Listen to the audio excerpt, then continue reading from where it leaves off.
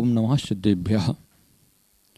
आचार्य विमल सागर जी श्रमण संस्कृति के महान उन्यायक आचार्य थे। उन्होंने अपने जीवन में आचार्य अमृतचंद्र कृत पुरुषार्थ सिद्धि उपाय में जो प्रभावना अंक की गाथा आती श्लोक आता है, उसको अपने जीवन में उन्होंने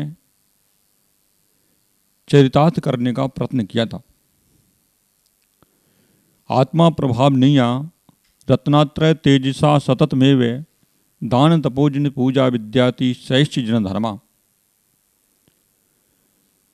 पहले साधक को अपने जीवन में आत्मा की प्रभावना करना चाहिए। आत्मा की प्रभावना के साथ दान तप जिनदेव की पूजा विद्या की अतिशय से जिन धर्म की भी प्रभावना करना चाहिए। जहाँ आचार्य भरत विमल सागर जी ने आत्मा की प्रभावना करने के लिए, आत्म पुरुषार्थ करने के लिए, शाश्वत सुख की प्राप्ति के लिए जो उन्होंने रत्नात्रय अंगीकार किया था, उस रत्नात्रय को उन्होंने अपने जीवन काल में निर्दोष पालन करने का प्रयत्न किया। वो है अपने मूल गुणों का हमेशा पालन करते थे, मूल गुणों के प्रति सजग रहते थे, षटावश्यकों का व्यवस्थित पालन करते थे, सामायिक प्रतिक्रमण वह समय से किया करते थे। इसके आवश्यकों का पालन करने के साथ अपने मूल गुणों का पालन करते हुए उन्होंने अपने तप के माध्यम से भी समाज को प्रभावित किया था। उनकी साधना एक साधक श्रवण की तरह थी। साधना में किसी प्रकार का दोष हो या वो साधना में किसी प्रकार का दोष लगाते थे, अपनी साधना नहीं करते थे, ऐसा मेरे को कभी किसी के मुख से सुनने में नहीं आया। वह अपनी साधना में निरत रहते हुए जिन धर्म की प्रभावना भी किया करते थे, जिन धर्म की प्रभावना के प्रति वह बहुत ही निष्ठा से कार्य किया करते थे। उनका उद्देश्य था कि जो किसी प्रकार के कष्ट से पीड़ित व्यक्ति है या जिसको किसी प्रकार का कष्ट है, चाहे वह बीमारी का कष्ट हो या आर्थिक परेशानी हो या किसी भी दूसरी प्रकार का कष्ट हो, उस कष्ट को निवारण करने के लिए जब भी उनके पास कोई आता था तो वह उस नमोकार मंत्र देते थे। वह कहते थे नमोकार मंत्र का विधि पूर्वक जाप करें, आपके कष्ट नष्ट हो जाएगा। एक बार एक श्रावक से मेरी बात हुई। उसने कहा कि जब आचार्य विमल सागर जी सोनागर जी में थे तब मैं उनके दर्शन करने के लिए हमेशा जाया करता था। एक बार मेरे को व्यापार में बहुत घाटा लग गया। मैंने विमल सागर जी से कहा कि महाराज जी, इस बार मेरे को व्यापार में बहुत घाटा लग गया और मेरी स्थिति बहुत खराब है। अब आप ही बताइए मैं क्या करूं। विमल सागर जी ने उससे कहा कि आप 1,00,000 बार नमोकार मंत्र का जाप करें। प्रातःकाल उठ करके शुद्ध वस्त्र पहन करके सामने दीपक रख के विधि पूर्वक आप शुद्धि से नमोकार मंत्र का जाप करें। जिन दिनों में आप नमोकार मंत्र का जाप करें, यदि उस समय आप ब्रह्मचर्य का पालन करेंगे तो और ही शीघ्र आपका कार्य सिद्ध हो जाएगा।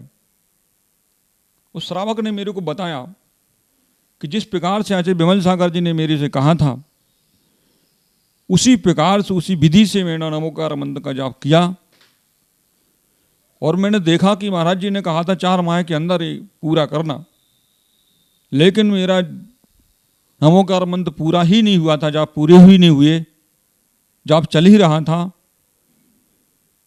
कि मेरा कुछ व्यापार का घाटा लग रहा था, जो मेरे पास माल रखा हुआ था उसमें मेरे को बहुत लाभ हुआ और मेरी स्थिति धीरे धीरे ठीक होना प्रारंभ हुई।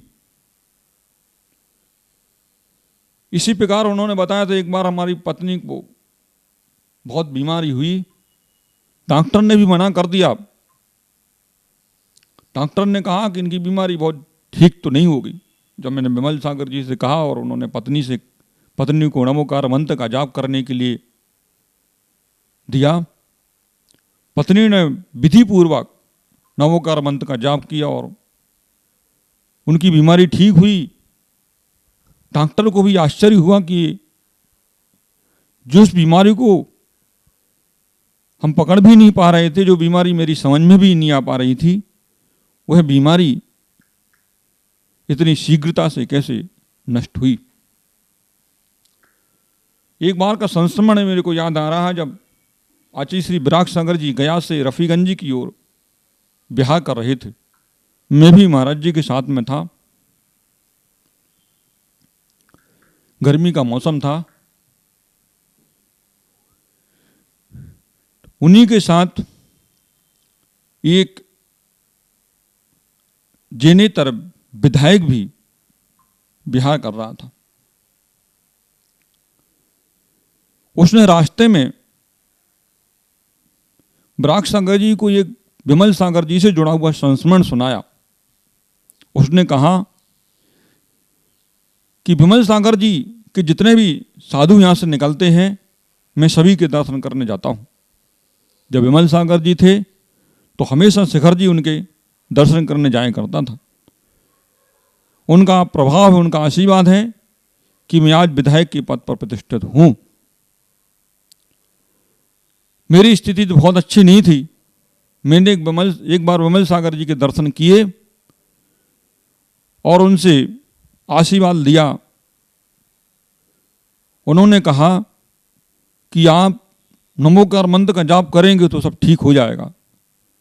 और प्रतिदिन मैंने नमोकार मंत्र का जाप किया और उसी मंत्र के प्रभाव का कारण है कि मैं आज विधायक के पद पर प्रतिष्ठित हूँ।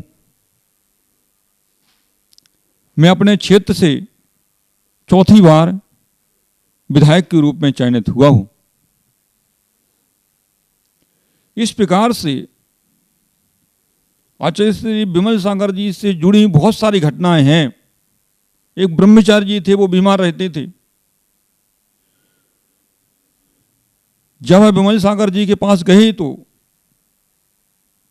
विमल सागर जी ने उनको नमोकार मंत्र का जाप करने के लिए कहा और वो ब्रह्मचारी जी कालांतर में स्वस्थ हुए। तो ऐसे अनेक उदाहरण विमल सागर जी से जुड़े हुए हैं।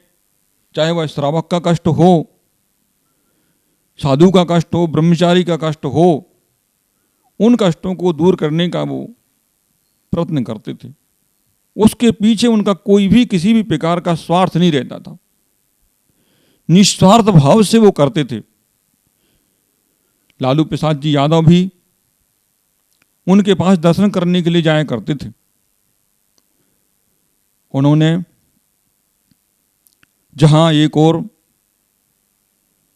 जैनों को जिन मार्ग में स्थित रहने का अथक प्रयास किया, जिससे हमारे जैन भाई अन्यत्र अपने कष्टों को लेकर के नहीं जाएं, यह उनका उद्देश्य रहता था।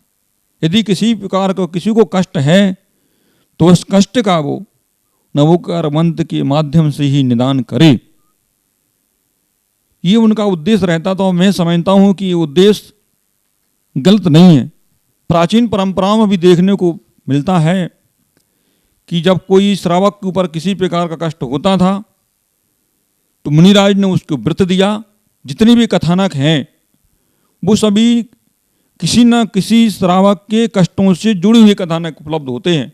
मुनिराज ने कहा कि आप इस पंचमी का व्रत करिए, किसी से कहा रत्नात्रा का व्रत करिए, किसी का सुगंध दशमी का व्रत करिए और इस मंत्र का जाप करिए। तो उन्होंने प्राचीन आचार्यों ने भी इस प्रकार का प्रयत्न किया। यदि प्राचीन आचार्य ने इस प्रकार का जिन मार्ग में स्थिर रखने का लोगों को प्रयत्न नहीं किया होता तो ये कथानक में समयता को उपलब्ध नहीं होते। ये कथानक उपलब्ध होते ही इससे सिद्ध है कि प्राचीन काल में भी आचार्य जिन धर्म की प्रभावना करने के लिए इस प्रकार का मंत्र आदि देकर के, उपवास आदि का नियम देकर के, व्रत आदि का नियम देकर के लोगों को जिन मार्ग में स्थिर रखा करते थे, उनके कष्टों को निवारण करने का प्रयत्न किया करते थे। आचार्य विमल सागर जी ने जहाँ श्रावकों के कष्ट को निवारण करने के लिए मंत्र आदि का उपयोग करने की प्रेरणा दी, वहीं उन्होंने अनेक तीर्थों का उद्धार भी किया। सोनागिर के विकास में आचार्य विमल सागर जी का बहुत योगदान है। संबित शिखर जी के विकास में आचार्य विमल सागर जी का योगदान है। उनके योगदान को हम कम नहीं कर सकते। शास्त्र उद्धार में भी आचार्य विमल सागर जी का बड़ा योगदान है। जो ग्रंथ बहुत समय से अप्रकाशित थे, जो ग्रंथ उपलब्ध नहीं थे, वह ग्रंथ उनकी 75वीं जन्म जयंती महोत्सव के उपलक्ष्य में प्रकाशित हुए और लोगों तक पहुंचे। आज भी वो ग्रंथ उनके आशीर्वाद से जो पहले प्रकाशित हुए थे, पुनः उनका भरत सागर जी ने प्रकाशन करवाया और उपलब्ध हो रहे हैं।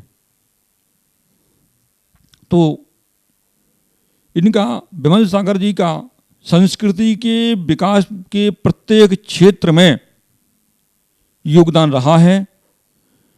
विद्या के अतिशय से जिन धर्म की प्रभावना करना चाहिए, उन्होंने विद्या के प्रभाव से, मंत्र आदि के प्रभाव से जिन धर्म की प्रभावना करने का निरंतर प्रयत्न किया और वो प्रयत्न उनका पूर्ण निस्वार्थ था।